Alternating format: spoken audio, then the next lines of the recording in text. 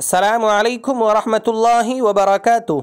ناظرین و سامعین، استقبال ہے آپ کا بزم تھانوی یوٹیوب چینل پر۔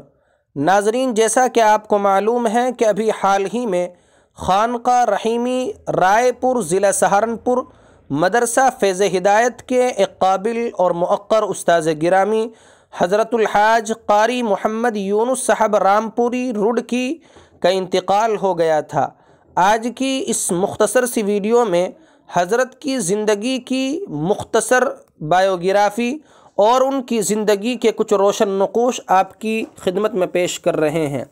جی ہاں ناظرین، جیسا کہ آپ کو معلوم ہے کہ حضرت اس دار فانی سے طویل علالت کے بعد تشریف لے گئے ہیں اور اللہ تبارک و تعالیٰ کی جوار رحمت میں منتقل ہو گئے۔ انا للہ و انا الیہ راجعون۔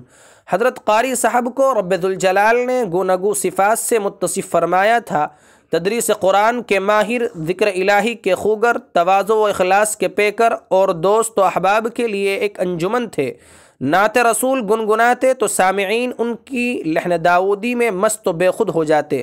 انہوں نے متعدد مدارس میں تدریس قرآن کی خدمات انجام دی، جن میں سب سے طویل عرصہ تقریباً 27 سال خانقاہ رحیمی رائے پور میں گزارا۔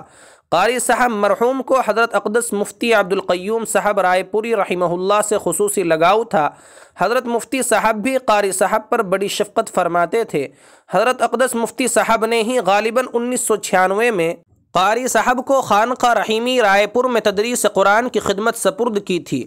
قاری صاحب نے تدریس قرآن کریم کے ساتھ ساتھ دیگر بہت سی دینی اور رفاہی کام انجام دیے۔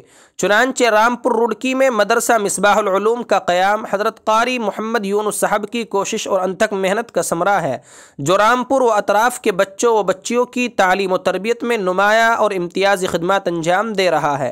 وہ ایک عرصے تک مدرسہ عرفان العلوم رامپور کے معزز رکن بھی رہے ہیں۔ اس کے علاوہ رامپور میں عیدگاہ کے لیے ایک طویل و عریض اراضی خریداری، جو اہل رامپور کے عطیات اور حضرت قاری صاحب کی شبانہ روز محنتوں کا نتیجہ ہے۔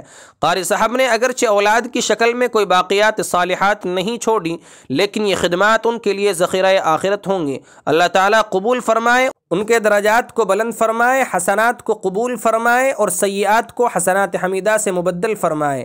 آپ یہ ویڈیو سن رہے تھے بزم تھانوی یوٹیوب چینل کے تاریخی پلیٹ فارم پر۔